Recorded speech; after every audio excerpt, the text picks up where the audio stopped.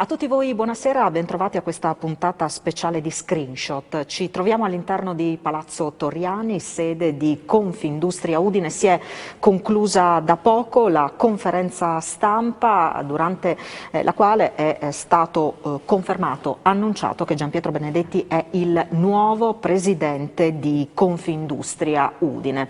Nel corso del tardo pomeriggio c'è stata l'elezione da parte dell'Assemblea dei Delegati che si è riunita proprio qui a Palazzo Torriani. Gianpietro Benedetti subentra, Anna Mareschi Danieli, giunta alla scadenza naturale del suo mandato, alla guida per 4 anni dell'associazione. L'Assemblea dei Delegati si è così espressa: su 346 votanti, 260 sono stati i voti favorevoli, 60 sono stati i no, 23 gli astenuti. Nel corso della conferenza stampa, dopo l'introduzione di Anna Mareschi Danieli, ha preso la parola Gianpietro Benedetti, che ha voluto subito sottolineare quello che sarà lo slogan di Confindustria Udine: un team di imprenditori motivato a sostenere il progresso socio-economico e culturale del Friuli Venezia Giulia. E allora sentiamo le prime parole di Gianpietro Benedetti da presidente di Confindustria Udine. Erano 457. I voti favorevoli sono stati 263 su 346 votanti, con delega in presenza o collegati online. I voti contrari sono stati 60, gli astenuti sono stati 23. Essendo il quorum deliberativo del 50+1, ovvero di 162 voti, la proposta è stata accolta. Quindi il nuovo presidente quadriennio 21-25 di Confindustria Udine è l'ingegner Gianpietro Benedetti, al quale lascerei 30 secondi la parola. Praticamente la squadra di Confindustria è di fatto un team motivato al progresso sociale, economico.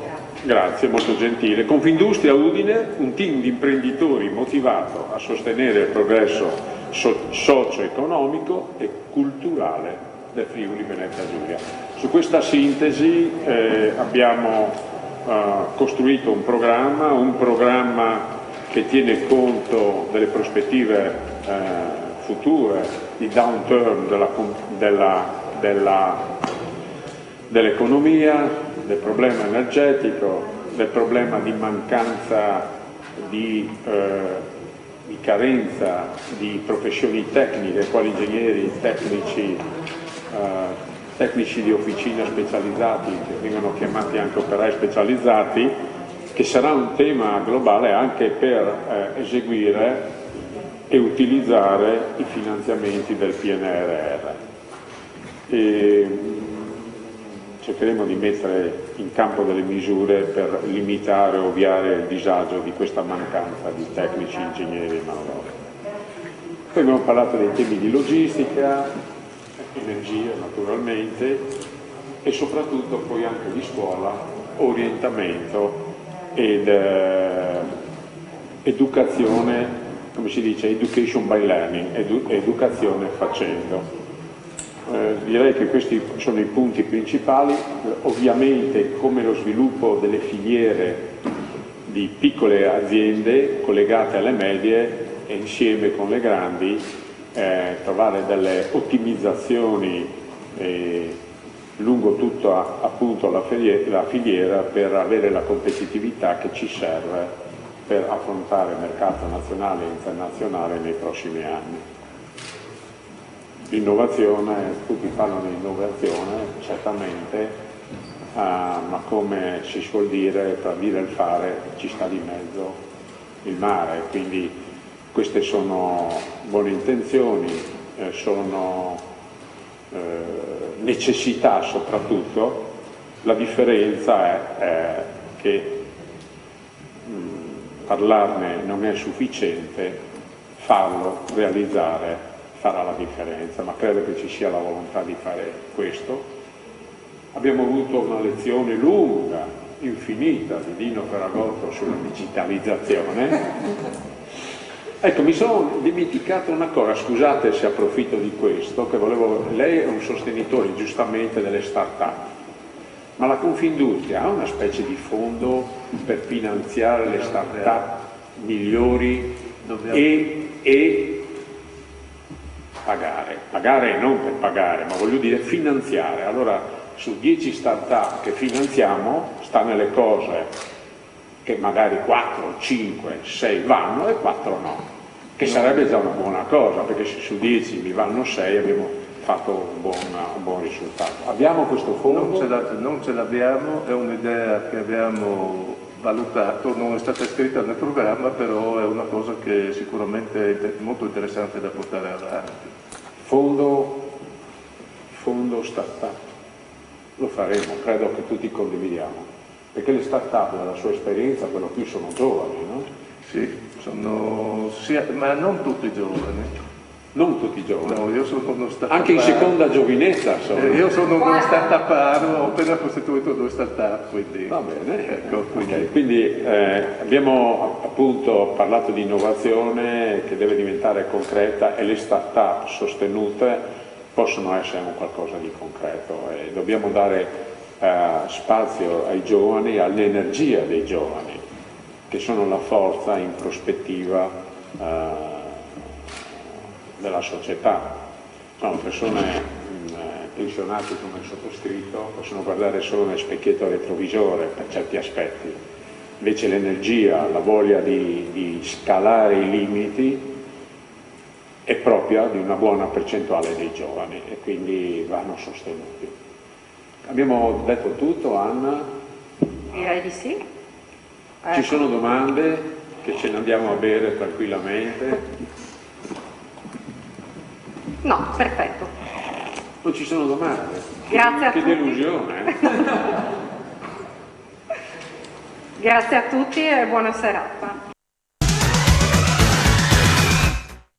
Queste dunque le primissime parole pronunciate da Gianpietro Benedetti, una conferenza stampa breve durata pochi minuti, poi naturalmente ci sono state le domande dei giornalisti. Prima però di arrivare a questo ricordiamo che l'Assemblea dei Delegati su proposta del Presidente oggi ha anche eletto nell'incarico di vicepresidenti dell'associazione Piero Petrucco, al quale è stata attribuita la funzione vicaria, sono state attribuite a lui le deleghe all'ambiente, alla sostenibilità e alla cultura. Poi Anna Mareschi Danieli, presidente uscente, delegata all'implementazione del programma e nello specifico a formazione, natalità, famiglia, internazionalizzazione, PNRR e infrastrutture. E poi Dino Ferragotto con deleghe a ricerca, innovazione e digitalizzazione. A completamento poi della squadra, il Presidente Benedetti ha comunicato all'Assemblea la volontà di avvalersi di alcuni referenti che saranno incaricati di occuparsi di materie specifiche. Massimo Masotti, trasporti e logistica, Matteo Di Giusto, responsabilità sociale d'impresa, Francesca Cancelliere, Women Empowerment, Vito Rotondi, reclutamento qualificato e manodopera specializzata, Matteo Tonon, rapporti associativi, semplificazione statutaria e rapporti interni, Marco Bruseschi, energia e rinnovabili. Una sorta di biventi alla friulana, l'abbiamo definita così. Ogni rappresentante raccoglierà le idee, riferirà dello stato dell'arte e presenterà alcune proposte per quanto riguarda gli specifici comparti. Poi tempo un mese verrà fatta una sintesi e si elaboreranno delle proposte da presentare alle istituzioni. E adesso sentiamo l'intervista a Gianpietro Benedetti realizzata dopo la conferenza stampa. Allora, comincia oggi ufficialmente una nuova avventura. Di questo parlerete, ma da cosa si comincia concretamente a lavorare? Cosa comincia a lavorare? Continueremo da dove abbiamo lasciato. No, lavorare, penso che subito, come diceva l'Anna prima, per le famiglie,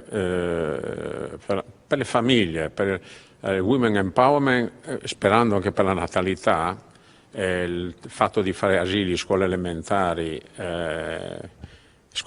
asili, nursery, scuole elementari nelle zone industriali è una buona idea che va perseguita. Noi qualche esperienza ce l'abbiamo da un lato. Dall'altro lato c'è la carenza di manodopera, perché negli ultimi anni abbiamo imparato a parlare, bla bla bla bla, e meno a fare, quindi c'è poca gente che fa, no? Difatti lei vedete che quelle 4 costruzioni edili che facciamo, i cosiddetti muratori non sono italiane. Se lei va nelle officine, non voglio portare gli esempi di Monfalcone, ma in genere per certi lavori o anche per ingegneri e tecnici c'è carenza, perché l'orientamento credo debba considerare una proporzione in relazione alla necessità del territorio, perché in effetti non possiamo progettare, né possiamo costruire, né possiamo disegnare, ad esempio nel nostro piccolo, macchine con filosofi, comunicatori, umanisti vari, eccetera, che servono.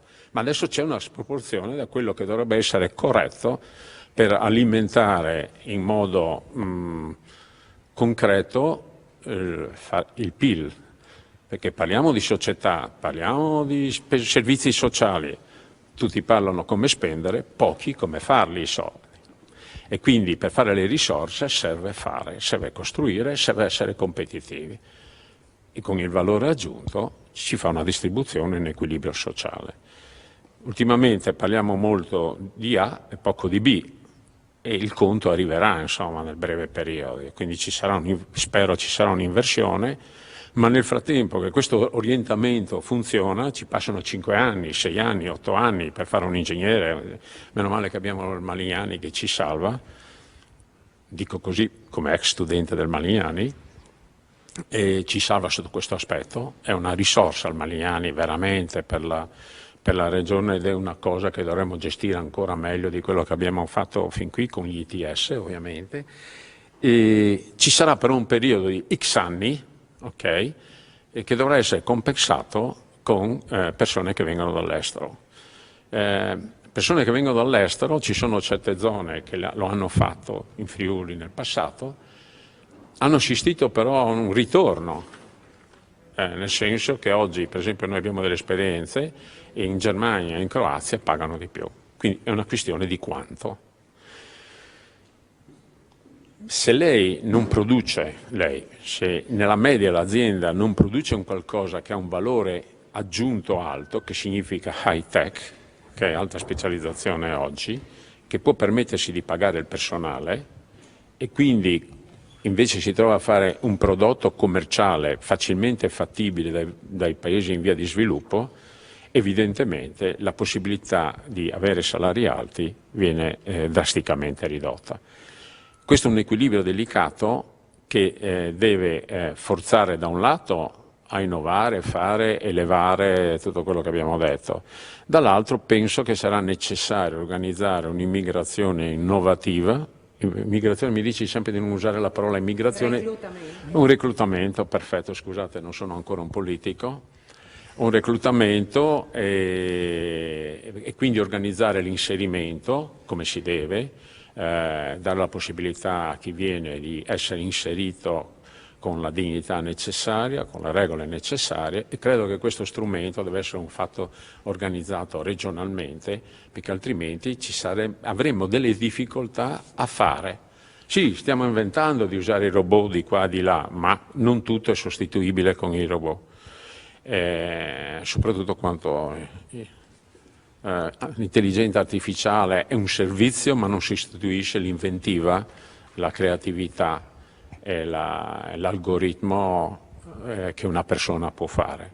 Può, come si dice, più che potenziare, ti fa un'analisi automatica e poi rimane sempre alla persona di valutare queste analisi per scegliere la soluzione più ottimale.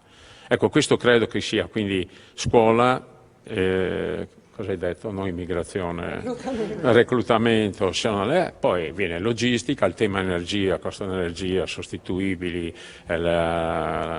come ha spiegato bene il vicario, il tema della CO2, tutte le cose che influenzeranno i costi, quindi come gestire questo, che investimenti fare, eccetera, eccetera. C'è un po' di lavoro, ma penso c'è una forte, anzi direi che la maggioranza proattiva, capace, e quindi insieme faremo. Faremo per onorare la prima slide lì che abbiamo detto cos'è Confindustria, un team che lavora per il progresso economico, sociale e culturale del Friuli Venezia Giulia. Ho messo culturale per avere il suo pieno e ancora supporto. È fondamentale rispetto a quanto lei diceva il rapporto che si riuscirà insomma, a instaurare, a rafforzare con le istituzioni, quindi come far contare di più la voce degli industriali? Più che la voce degli industriali, io penso che un po' tutti, oltre che a promettere, eccetera, per avere il consenso, si renderanno conto ancora di più nel prossimo futuro, come dicevo prima, che bisogna fare per creare ricchezza, per poterla distribuire. Quindi io ritengo che con proposte costruttive, reali, studi di fattibilità, idee, non ci saranno problemi ad avere supporto politico dalla Regione, che tra l'altro mi sembra che su questi temi sia sensibile e proattiva. Credo che non ci saranno problemi a fronte di progetti che abbiano un valore intrinseco. Ecco, quindi non si tratta di una competizione anche lì, ma della coscienza che va fatto e quindi di un lavoro di squadra pubblico-privato che dà un risultato, perché il privato rappresenta la realtà operativa eccetera, e lo stesso discorso lo faremo con la scuola, la collaborazione con la scuola, del learning by doing, imparare facendo, con l'obiettivo anche di migliorare lo soft skill dei ragazzi. Oggi noi abbiamo nella nostra piccola scuola, si chiama asilo, come si chiama? Quello che io lo chiamo, no, Nido, scuola materna, scuola materna, elementari. Abbiamo fatto con grande soddisfazione sui risultati, abbiamo fatto un grande lavoro sulla soft skill dei bambini. Questi si divertono e più progressivamente acquistano fiducia in se stessi, nelle loro capacità e nei loro talenti, e quindi il coraggio di fare qualcosa di nuovo motivandosi e divertendosi. È un fatto fondamentale, perché altrimenti ci troviamo dei ragazzi, qua vedo che avremo padri e madri che capiscono molto bene quello che sto dicendo, che è uno dei temi educativi sia nella scuola che nelle famiglie, che determinano anche l'energia, la forza della continuità sociale nel futuro, perché questo è il futuro. Ci sto dicendo delle banalità che ogni tanto però non è d'accordo? Quando lei parla come se parlasse io, cioè nel senso, siamo perfettamente allineati. Cioè, io parlerei come lei, ecco. No, Visto, no, è una questione che di età. Quindi, sicuramente, ma io ogni tanto dico che sono vecchio.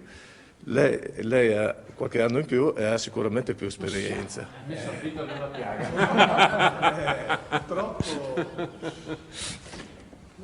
Sì, va bene, quindi su questi lavori, scuola, poi ci sono i sotto, logistica, questo e quell'altro. Abbiamo, come vedrete nei curriculum che avete nella squadra, abbiamo delegato questi obiettivi a dei colleghi validi che hanno, Anna mi raccomando, il 15 gennaio, ma perché lei che lavora, io dico lei lavora, scusi. E lui lavorerà di più e l'altro anche e così via. Quindi credo che abbiamo chiesto gentilmente, se è possibile, entro il 15 gennaio che gli incaricati con gli obiettivi che abbiano propongano la squadra, propongono la sintesi della situazione che loro vedono nella loro attività nel comparto, che cosa propongono per fare uno scatto in avanti. Faremo la sintesi della sintesi e con queste sintesi faremo noi stessi, per quello che ci compete, e andremo a condividere, diciamo con la politica in senso generale e le istituzioni, queste necessità, chiedendo che ognuno faccia il suo. Ecco. Quindi dal 15 in gennaio dovremo avere già iniziare il take-off volando. O la continuità, quello che giustamente è stato già impostato dal team attuale, perché è stato fatto parecchio, sono state impostate parecchie cose, e quindi più o meno quello che trovate lì è quello che vogliamo fare. Spero che sia di vostra soddisfazione, ma soprattutto